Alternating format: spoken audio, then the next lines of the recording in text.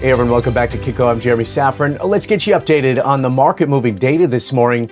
The headline is that the consumer is still spending. Real consumer spending rose a solid 0.4% in August, beating estimates.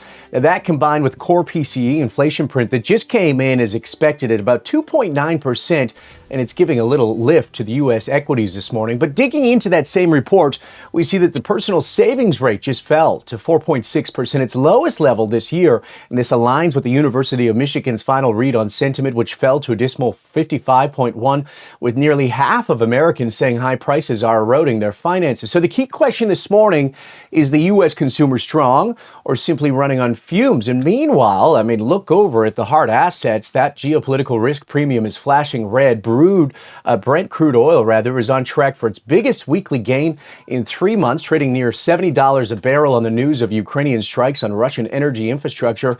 And gold, we've got to continue to talk about it here. $37.70 on the spot side, and silver above $46. All right, here to help us navigate these cross currents is a man who thrives in these complex environments. Last time we had you on, too, we talked about Intel. We'll get into that.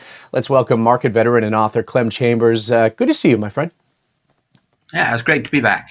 Okay, particularly when I've been right earlier. Yeah, I know. I should have probably listened to you on the Intel call. But before we do that, because of a lot of our audience members, if they listened to you, would have been up significantly in the past few months with some of that M&A discussion and, coming into the other companies. But I want to start first with this real world risk flashing on the screen today, because, we have headlines that NATO has issued a direct warning to Russia stating it's prepared to shoot down aircrafts to violate its airspace. Your gold for war thesis is well known to our audience. We've talked about it here, Clem. Is this the specific type of catalyst that begins the process of pricing in your $5,000 gold target, or are we just taking a breath here for a while? Well, you see, I'm very good at getting in at the bottom and then getting out in the middle. That's normally what I end up doing. And then it goes, a lot further and I go, oh dear, I better get the next one that comes along.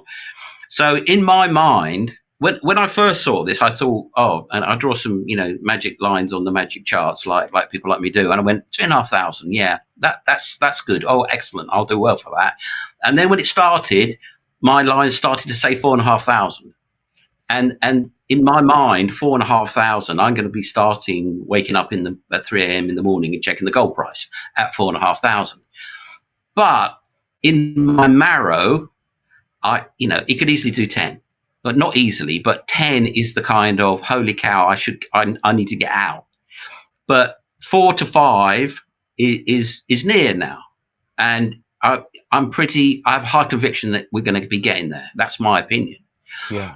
And silver, so you've got that chunk, that what is it, about a reasonably decent percent more on gold, but silver could double. Mm-hmm. Silver could quite easily go to, could go double from here, could go to $100 an ounce. So I'm tending more towards silver than gold because, silver is a retail thing and retail is catching on to what gold has done. Now, gold has done it because gold is for war and countries are buying it. And when, the 800-pound gorilla buys, Wall Street gets out of the way, stops playing games, and, the countries are consuming it. So if the global insanity continues, the countries won't care what they pay for it. They will just lay it in and it could go a lot further than it's gone. But it is now getting a bit of a heavy asset. But silver is very interesting because for a start, every year they only mine 8 times more silver by weight than gold. So it's an 8-to-1 ratio, but it's 80-to-1 in value. So there's a kind of energy there because once the retail market moves, that is a juggernaut. So that could easily, kick silver to $100 an ounce. Right. So there's a lot of excitement for me there. But if you want to go even further, and I spoke on your show about Platinum and Palladium when they were below 1,000. They're now like 1,400. Mm-hmm. Yeah. Mm-hmm. And they only do 200 tons of that a year. 200 tons. And platinum is not only a heavy metal, not only very important for all the sorts of things that are coming with energy demands from AI, It's also a heavy precious metal, which is the sort of thing that you transact war in. Heavy, valuable things like metals, like gold, like platinum, like palladium. So if this temperature of global stress continues to go up, they will really move. And palladium was $3,500 only a few years ago, only like 4 years ago. You can see that on the chart. And to give you an idea of just how sensitive those guys are, is America's got sanctions all over Russia, left, right, and center. Is telling Europe to not buy any Russian oil, and telling India it will slap on huge tariffs if they don't stop buying oil from Russia. But America is buying all the platinum and palladium that Russia will sell it. There's no sanctions on platinum and palladium from Russia to America. It's outside of the sanctions because they can't do without it. And they only make 200 tons a year, and they make it in Russia, they make it in South Africa, and they make it in America. So what's that telling you? So have they moved on then? I mean, have they moved on from the gold trade and they're thinking, okay, it's getting a little pricey at this point, and they're moving on to, this No, squeeze? I don't think so. No, I don't think so. I just think it's a matter of, you go, well, we're getting the gold. What else is there?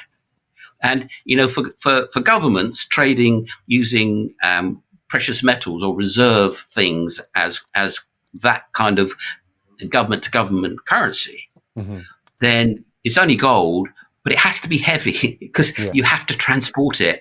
And, you can't, silver is way light per 1 ounce is $100. 1 ounce, $3,500 is, when it comes to packing it into submarines and sending it places like they used to do in the Second World War, density is a key issue. And really, there's only one other precious metal with that density, and that's platinum and potentially palladium too. So if this ridiculous, ever-increasing global geopolitical stress continues to go up and up and up, it's only natural that mineral and metal reserves will become a thing, because your supply chain's destroyed. Right. You can't just ring up South Africa, send us some of that, will you? No, you can't, because there's U-boats in the way.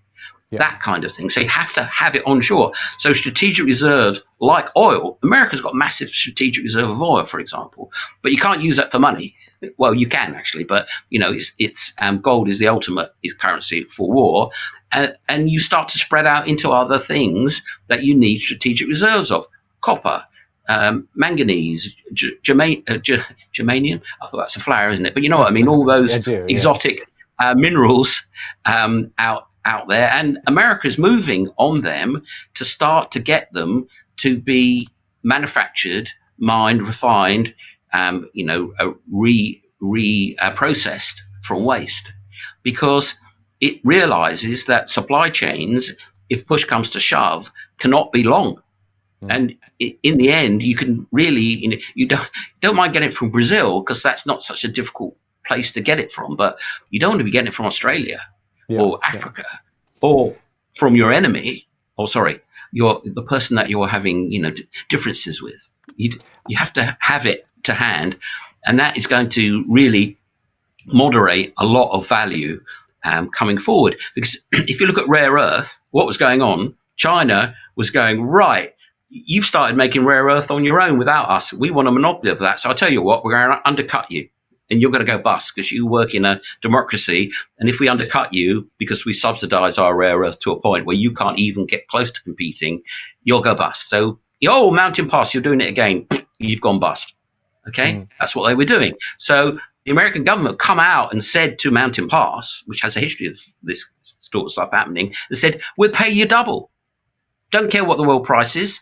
We'll pay you double what the world price is today, and guarantee you to take that off you, because otherwise those guys are going to come in and put you out of business again by undercutting you and dumping on the market until you've gone bust, which is probably going to be about a year.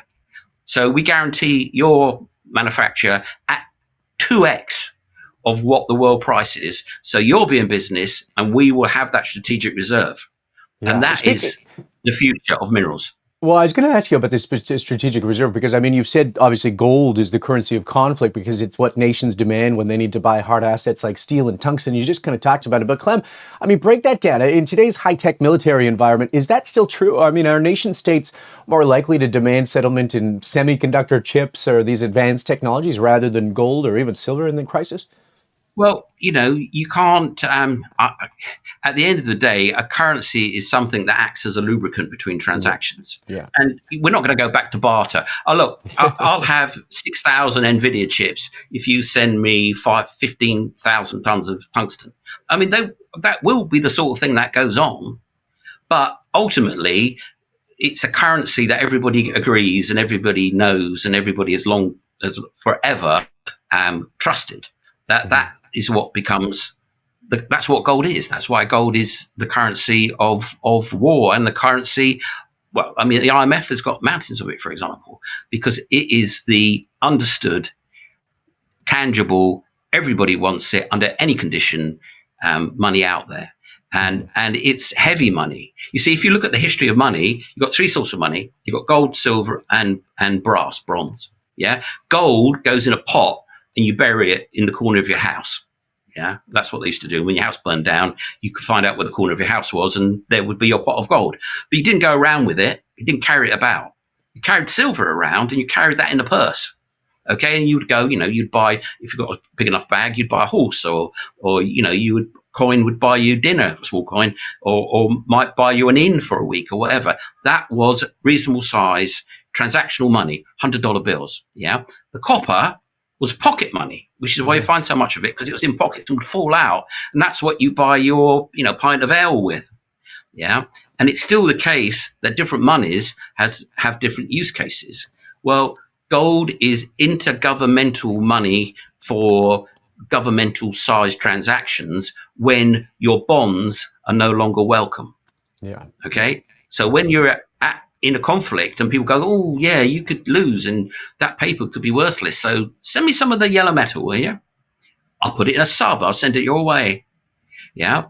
And that is when gold goes from nobody cares to when everybody cares. And when you look at peak times of peace, like when the British sold half their gold reserve, why do you need gold for? It's not going to be a war. That's all over. It's end of history. Don't need gold anymore. And then up pop certain people in government, and everyone goes, oh no. And Poland says, we just bought gold bars. Yes, only a few months ago. Like the Minister of Finance held up a gold bar and said, we're buying gold. I wonder why. Yeah, and you've been right on some of these calls. I mean, we got to get into copper. I know. Hey, Intel was a good one, but before we do that, I just got to ask you just on platinum because I feel like we don't talk about it enough, and right now there's a lot of interest in it for the audience. And I mean, you pointed out platinum's historical 1-to-1 price ratio with gold, a return that would mean, imply kind of a price of what, $3,700. Is the ratio still the best framework for valuing platinum, or I mean, has the fundamentals kind of changed here? Because our audience understands the logic of contrarian investing, right? But the psychology is brutal. I mean, when you held your platinum position while it was deeply out of favor, how did you manage the psychological pressure of being early or potentially wrong? What's your personal process for filtering out this daily noise? Diversified portfolio of risk. Yeah. That's simple as that. You need to have a diversified portfolio of risk. And you need to know why you own the assets, and they will come good, most of them. And the ones that don't come good, well, you won't care because the other ones will have more than made up for it. So, the point is you have to have a thesis. I tell this story a lot. About 20 years ago, I was up to my navel and a bit more in a cold river in Scotland panning for gold. And the gold miner says, if you think it's gold, it isn't. If you know it's gold, it is. And that doesn't make any sense until you find lots of shiny mica that looks like gold and it isn't. And then you see a little nugget and you know it is. And that's the same with investment. If you think it's a good investment, it isn't. If you know it's a good investment, it is. If you go, why can't anybody see that? Like copper.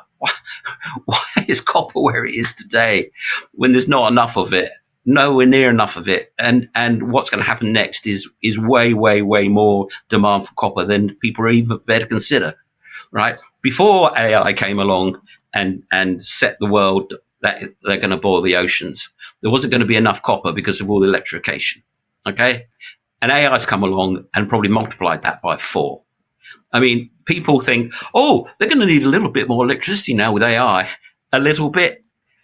I did this. I've got this YouTube channel I started because you're going to ask me at the end where they can find more about me. So I thought, I better start YouTubing. Let's plug it now. Let's plug it now. Let's plug it. But Musk, he's in this thing 2 weeks ago, and he says, oh, yes, AI will consume all the energy of the sun and then all the energy of the galaxy. And of course, everyone will go, well, he's not, isn't he? He's a bit, he's a bit loose. No, he's the richest man in the world, and he's the man with the most AI for the longest. Oh, and he happens to be the richest man in the world. Oh, coincidence, that one. Yeah. So he's saying that he's going to use all the energy of the sun, not just all the loose energy on Earth, all the energy possible. And he's right, because there's no limit on demand for artificial intelligence. And there's, more importantly, no second place. Is it in the nuclear energy kind of side? I mean, I got to ask you, this AI, I mean, the AI takeover is interesting because, what was it, July 24th? I have a note here, was the last time we had you on the show. You talked about and highlighted Intel as a key company in that U.S. reindustrialization theme. I mean, the stock is up huge since you recommended it. And we just got this report from the Wall Street Journal. The Trump administration's weighing a plan to reduce reliance on foreign-made chips. And Intel is obviously seeking that investment from Apple and its primary rival of all things, TSM. Nice call, man. Is there still room to go? But the second part of the question is this kind of the real path to success for American manufacturers, not through tariffs and isolation, but through these new strategic and perhaps necessary, collaborations with these global tech giants? You've got to give this a reason to rebuild, because there's plenty of reasons not to. Yeah, you go in and they say, oh, here's a huge pile of paperwork. Go fill that out. Oh, it only take you 3 years to finish that. I'm going to go somewhere else. I'll build it in India. I'll build it in China. I'll build it in somewhere else where they don't put me through hell for trying to make jobs, right? So they've had to turn that around. And you're seeing that. Now, Intel has fabs all over America, chip fabrication factories. And they cost billions and they take years to build. Okay? Everybody else is in Singapore or Taiwan or China. Yeah, Intel's, they've got a load and they're getting back up to speed to where they need to be to do the stuff that people like NVIDIA the world needs. And they're about 6 months behind everyone else, so that's not so bad. And the other place they've got them is Europe. So you want to build a chip factory that can make an NVIDIA chip? Well, you better start now because it'll take you 4 years and it'll cost you 10 billion. And, oh, by the way, Intel can probably do it in a year and a half. And they've already built them all and they're already there. Everyone else's is kind of, 10-minute rocket ride from Beijing. So funnily enough, there's no choice. They do not have any choice. Yeah. You cannot fight a war without those chips. Yeah. So what they're going to do? They're just going to say, "Oh, we can fight a war, but don't look at the fact we've got no chips, or you supply them. Keep supplying us the chips to put in our planes to defend ourselves from you." Not going to work, is it? Yeah. And the only place where you can make these chips, that stuff's owned by Intel. And if you're Apple and your chips have been made in China, you're already moving your stuff to India, right? Well, I'm not sure India's got any fabs. So who's going to make your chips for you? And who's going to make NVIDIA's chips when they're all made in Taiwan, which is, where the Chinese have got cliff climbing ships. You can look them up on the internet. Oh, I wonder why. Well, Taiwan's surrounded by cliffs, isn't it? So they've only got 2 beaches they could come ashore. So they've built cliff climbing ships. How much notice do you want when you've got your chip plant in Taiwan? And it's going to be an AI. There is an AI war right now. Right now, there's an AI war, and it's all about the chips. And those chips that are going to power American AI currently are made in Taiwan. Well, hello, Intel. Yes, we didn't like you. We like you now. Yes, you want to come on over? Yes, how about you have some money? And by the way, hey, Apple, have a chat with our guys at Intel. Yeah, the people who've got all the fabs in America. Yeah, those guys, yeah, have a chat. Hey, SoftBank, you want to be my friend? Put some money into Intel, will you? Hey, NVIDIA, Do something with Intel where, you need them to make your chips for you. You don't want to carry on making them in Taiwan, do you? No. You need to be their friend. Up it goes. Yeah, no kidding. And it has. I mean, the stock has been impressive. I mean, the counter argument is that Intel seeking investment from TCM is kind of a sound of profound weakness, not strength. I mean, it suggests that they're really far behind technologically, that they need their chief rivals to kind of help catch up, effectively admitting that TSM has won the process of this technology war. I mean, does this potential partnership risk turning a key American strategic asset into more of a junior partner dependent on foreign technology and capital? Well, look, I can't remember the exact number, but if I was making roughly $50 billion worth of product, I don't care what the product is. Yeah. I'm not a silly company. $50,000 million worth of stuff. Oh, it just happens to be the most complicated stuff humans have ever made in history. Oh yes, what a weak silly company that must be. I mean, they make the chips in my PC right now.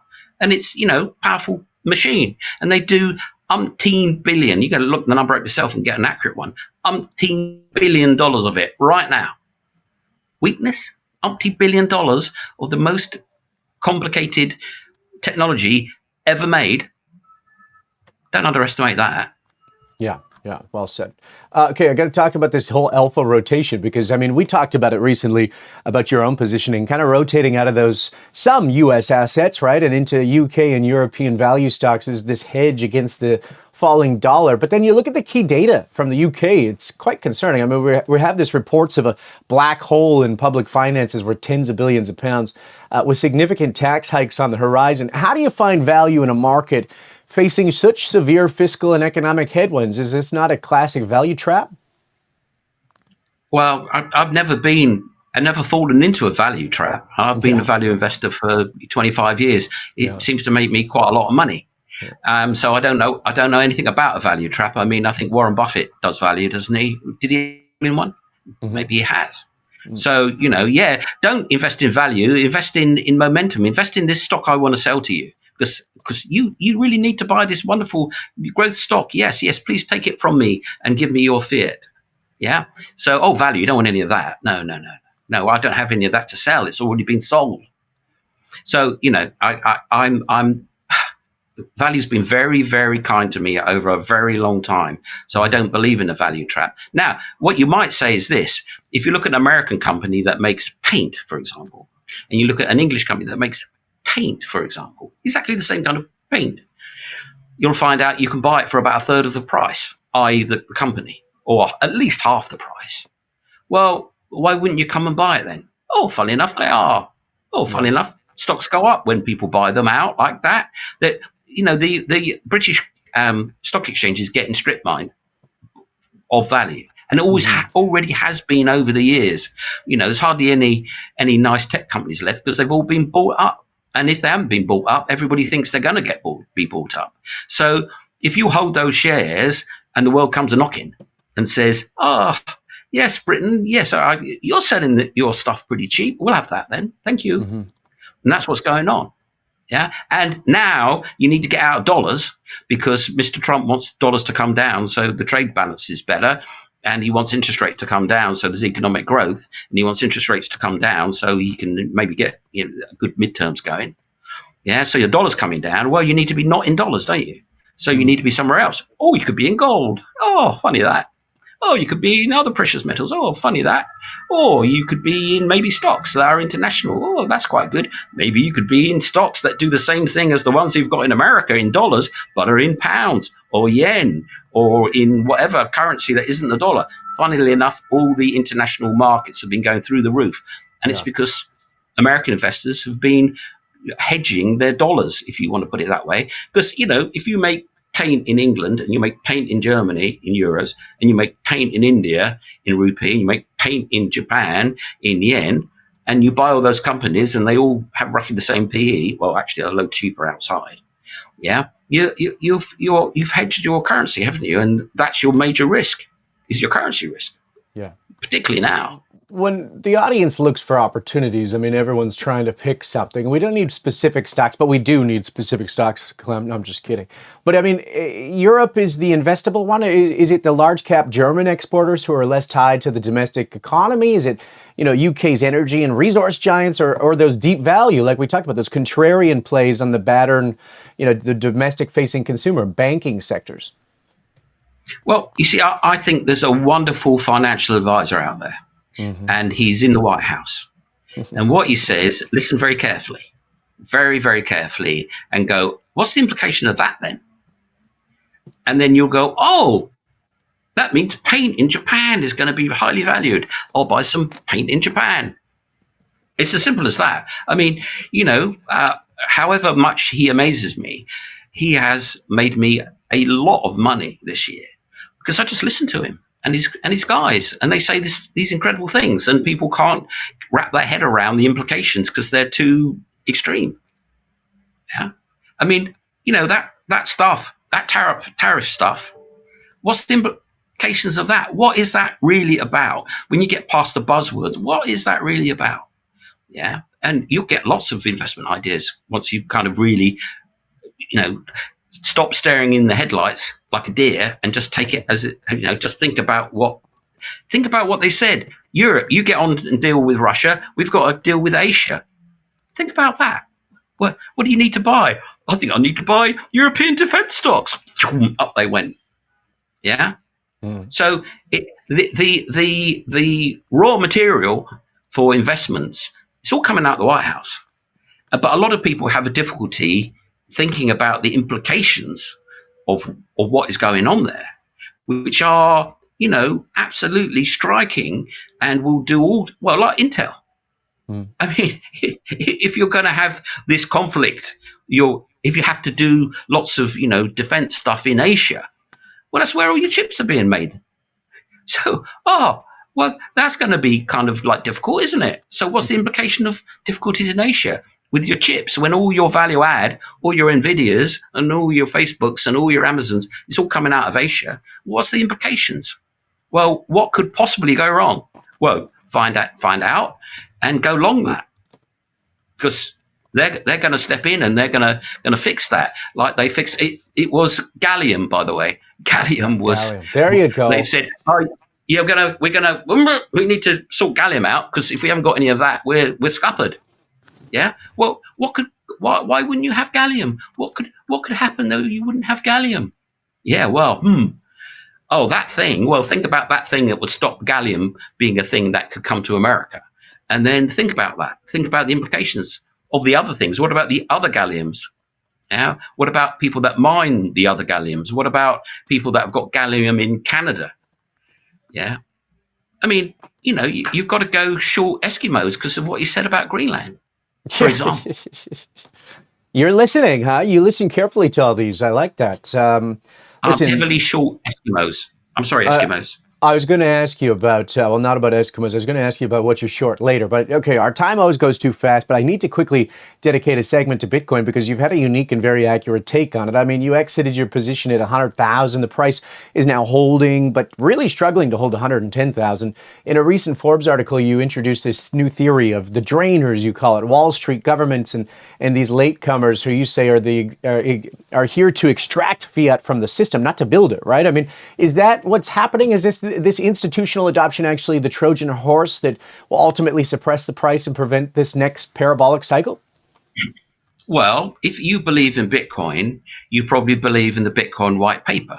And what Mr. Nakamoto was getting on about, this kind of, sovereign person, this anti-government thing, this anarchistic money, and the power of it is all in, code is law, and the power of Bitcoin is the fact it's decentralized, and no government can stop it. Blah blah blah. Well, if you believed in that, you'd want to be getting out now, wouldn't you? Because now it's all government and it's all Wall Street and it's not decentralized anymore, and all of a sudden it's going into the mainstream and it's going to blah blah blah. The thing that they talk about today and the thing that they say is going to make it go up is absolutely antithetical to what Bitcoin's meant to be about. So I just have a little bit of cognitive dissonance about that. But actually, what I have real cognitive dissonance about is that, the people that are embracing it, they're predators. I mean, the list of calumny, of felonious behavior that comes out of Wall Street is so long you couldn't even write a series of books about it. You'd be on, book 97 pretty quick. Yeah, and now they're the people that you're relying upon to make it go up and make you wealthy. Good luck with that.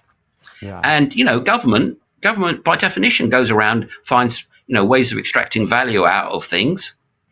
Tax, more tax, even more tax, fees, more tax. So how are they going to add value?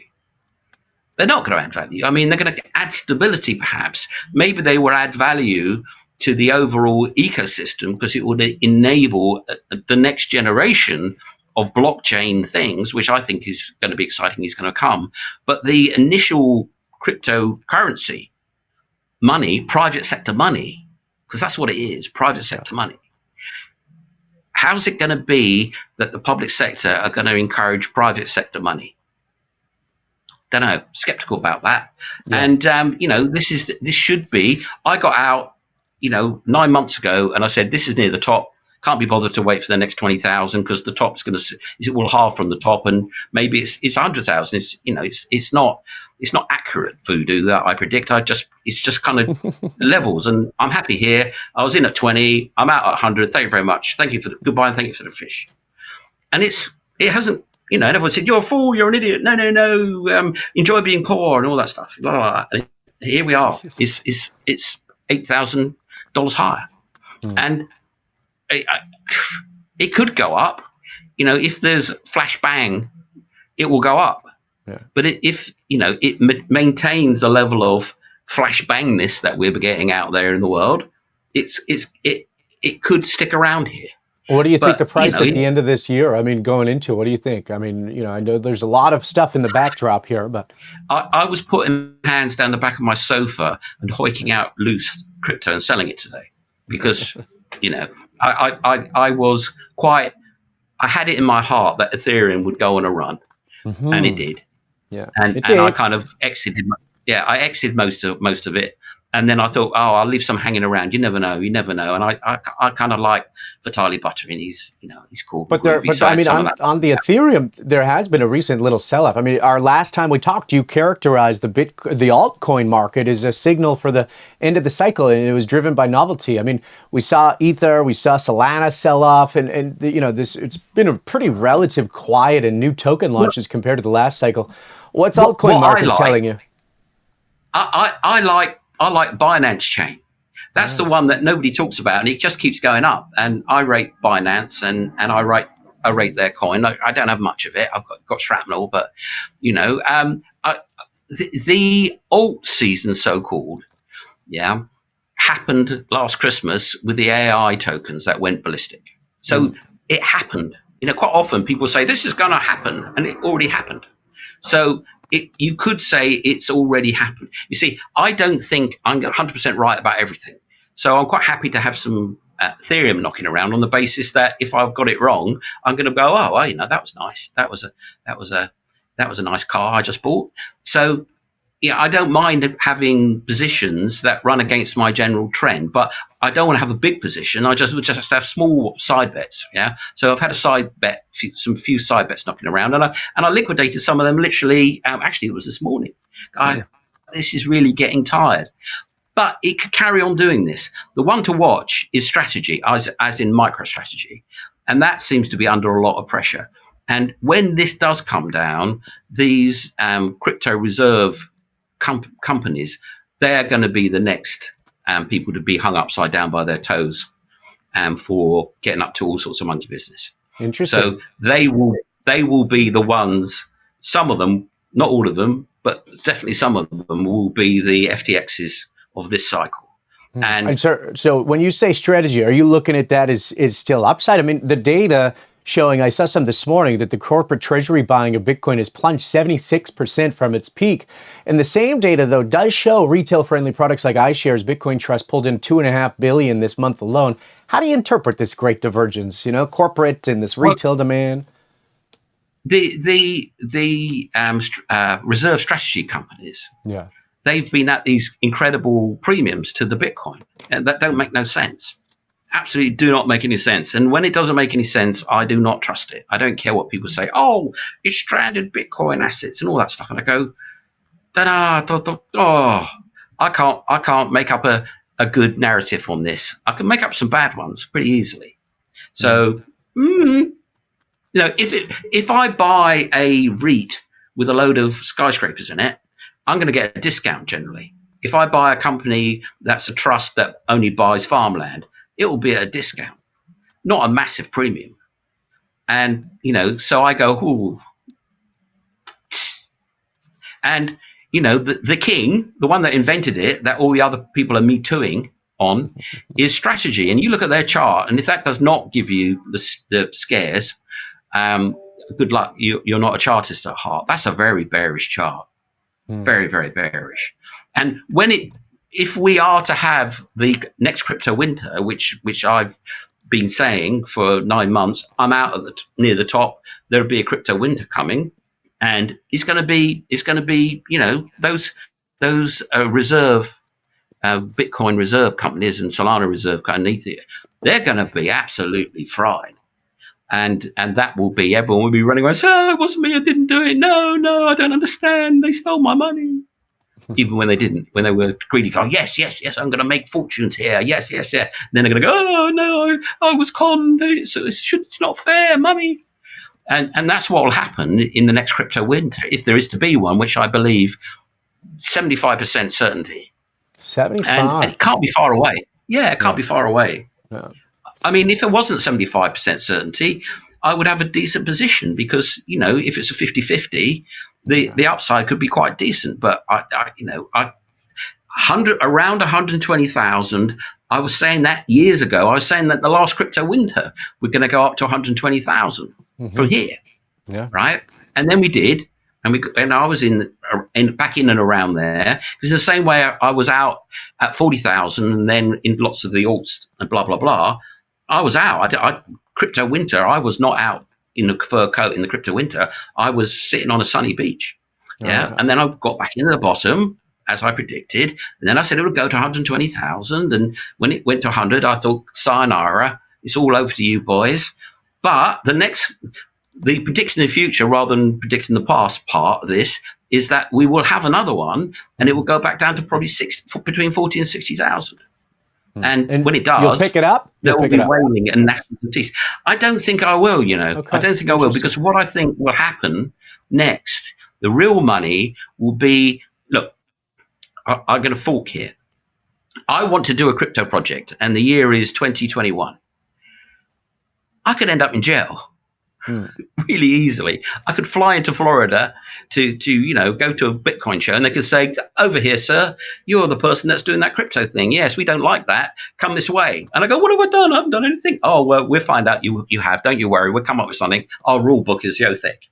Yeah. So that stunted blockchain development. That stunted crypto. Yeah. And meant only the really, really bravest or foolhardy would play in that sandbox. Well, now Trump's come along and said, crypto's cool, fine, yeah, sure. Hey, SEC, be nice, play nice, guys. Come on. Now I can literally go. I'm going to do a Second World War tank game where you fire crypto, and there's going to be elves and dwarves, and they're going to pay in crypto, and you're going to buy swords in crypto, and you'll be able to sell swords and get crypto, turn it into fear. Oh yeah, I can do all that now, and I will not get stopped at the airport and thrown into jail for 800 years. So that is a basis, a foundation for an industry that's been stunted by overregulation. And the clock on that future started months ago. And there'll be loads of incredibly paid, tattooed crypto developers with big beards going tappity, tappity, tappity right now. And the next cycle, their stuff will hit the market. And if you can catch it early, you'll make a fortune, and I will. Well said. All right, it's been an incredibly valuable discussion. Let's bring it all together. I mean, a true contrarian view involves knowing what not to own. What's the single most vulnerable asset class, sector, or even country right now? What's the big short for the era that we're entering? You see, I'm really bad with shorting. Yeah. I don't do shorting, and I should, because I can often see it coming. But it just you've got to invest in what you can sleep at night with. Doesn't matter the size of your position, right? I used to do funky little trades, and that was all I cared about. Even though it was immaterial, it was just that particular game was so intense and engrossing that it would get out of all proportion. But I can go and buy a copper mine and own half of somewhere in Zambezi and not care and not even bother to look at the price for more than every 10 minutes. But, you've got to be able to be comfortable with your positions. And I'm a long guy. I can go long the most crash stock that I think is a good investment and not bother about it. I can buy Intel when it's $19 and everyone says it's the worst company in the world. And I can load up on it and I can sleep at night. So I stick with my psychology, which is to be long on things that I believe will travel far and travel up. And so I don't really look at bad news, because I think we're in, your viewers are not going to like this. I think we're in for coming up soon. It's already started, but you won't notice it for maybe 18 months. We're in for the biggest economic boom since they invented the steam engine. And there'll be untold opportunities to make vast sums of money if you can get on your front foot and see the big things coming. Like when Steve Jobs got back in at Apple, if you went, Steve Jobs, he's a genius. Yes, he's done genius things many times. I'm going to buy lots of Apple at $1 a share. Yeah. If you had that simple idea, you would be fabulously wealthy now. So it's those ideas that you need to be working on now, because this AI thing is absolutely titanic. And it's like, when they built the first beam engine to bring water out of mines, the guy that went, hold on a minute, I could make a train out of this. Imagine what trains would do. I think I might invest in that. That's the situation we're in now. And that's what people should be focusing on, not worrying about, bad things happening, not worrying about hyperinflation, not worrying about the death of the dollar, none of that stuff. Just find your spot for this huge economic boom. And if it doesn't happen, you won't be losing any money. Yeah. But if you get it right, you will be making like the proverbial bandit. And that's my positioning, because really what's kicked off with AI is, it's not enough to say it's a game changer. It's as big as when they invented the steam engine. And that was artificial muscles. This is artificial brain. This is going to boil the oceans. Yeah, well, we're seeing it play out with the evaluations in front of our eyes. All right, a clear, actionable framework. Clem Chambers, appreciate you taking the time to share your insights with the audience today. So $4,000 gold, $50,000 or $50 silver by end of this year? 4,500 gold coming up. Yeah. And then it could easily go way, way higher. But I will then be sweating it. At 4.5, all my spider sensors will be tingling, and I might rotate. I'll probably rotate into copper. I'll rotate into silver, and I will probably rotate into platinum and palladium, depending on what they've done in the meantime. But there's no reason why it couldn't go 6, 7, 8. It just depends on how ridiculous geopolitics goes. So I'm cognizant of that. If everybody got round the table and said we're going to be sensible now, it won't stop copper going through the roof in the next 5 years. I mean, literally going ballistic. So ultimately, there's going to be a transition into a copper, because copper is going to be a big, big, big thing. And you wanted a tip. Let me give you an idea. Okay, Anglo American is a big mining company. It goes back to the beginning of the days. I think they still own De Beers, blah blah blah blah blah. Yeah. And they've gone, right, we're going to merge with a Canadian copper mine. I think they're called Tech. I can't remember. Rec, whatever. Gigantic copper company. It's going to be one of the biggest mergers of all time. Something like 50 billion or something. It's a giant merger, and they're going to create a juggernaut of a copper company. Well, why would they do that? I mean, hey, we're doing fine. We've got we've got a lovely company here. It's been going forever. Oh, you've got a lovely company over there. Yeah, you're doing fine. Yeah, yeah, yeah. Well, you merge because it's such a gigantic opportunity. You can't say no. And they're merging because copper is going to be a big, big, hairy deal. Like this merger is a big, big, hairy deal. And Anglo-American's still on the market. You can still go buy it. And you go look at what they're doing and then go, why would they do that? Well, it's a giant thing coming up. It's a massive, massive, massive deal, what's going on with copper.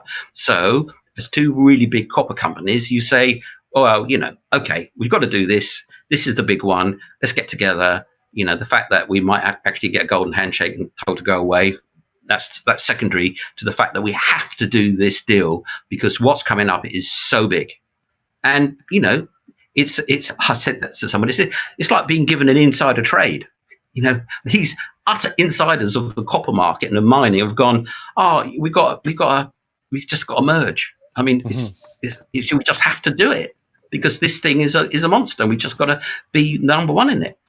Yeah. So what else do you need to know, really? Yeah, you keep bringing up copper. I mean, even to prove more on your thesis, I mean, Freeport McMoran has declared that force majeure, right, in Grasberg in Indonesia. That's the world's second largest copper mine after that tragic accident. Goldman Sachs is now forecasting that this single event will flip the global copper market from a surplus to a deficit this year and has taken that estimate 500,000 tons off the supply chain through to 2026. So we can't go quick enough, I guess, to get supply on chain either. Well, diversify portfolio risk because I have Freeport McMoran, as you might imagine, and down it came 10%, and up went my Anto Famagusta 10%. So it flattened out. So you can't do better than having a diversified portfolio of risk. And when you see the thing about copper, why I keep going on about it, it's so obvious. It's so absolutely obvious, but the market hasn't been able to make the jump in its mind. But it will come in the same way as obvious. Intel, I mean, I wrote about it in February. It took the best part of 6 months for the market to put two and two together. And, it will put two and two together very, very shortly on copper, or maybe not very shortly. It might take 18 months. It might take a year. These companies, they pay dividends. They pay dividends. Come on. All right, my friend. I appreciate your time. It's pretty wild, but I'm going to give you a chance to plug that. You got a new YouTube channel, and I do encourage the audience to go back as well and look at our previous segments. They've been unrealistically realistic, as they say. Well, some people would say I've been very lucky, but I do practice a lot. So I pick, Jeremy, you would say, so where can I find out more about you? And the answer is, well, you can find out more about me on Forbes, because I've been writing for them since the last millennia. Seeking Alpha, I do occasional pieces when I've got some stocks that I think is obvious buys. I've got this new website coming out called NUFN, which will be a platform. But I thought, right, what you want to do is you want to see that madman somewhere else. YouTube, Clem Chambers Alpha, I'm there. I've been doing it for a few weeks now, having a great deal of fun. And it is actually fun doing these things. And I just rant, like you've been hearing me rant, about various subjects. And that's good. Well, it's all there. It's on the record, right or wrong. Yeah, done. I like it. At least we know what to bring you back and call you, whether you were right or wrong. That's all the time we have. We appreciate it. Thanks again, Clem. See you soon, Jeremy. Thank you for having me. Yeah, of course, as always. All right, a data-driven look at the forces shaping our market. For more in-depth interviews that go beyond the mainstream narrative, make sure to subscribe right here to Kitco News. I'm Jeremy Szafron for all of us. Thanks for watching.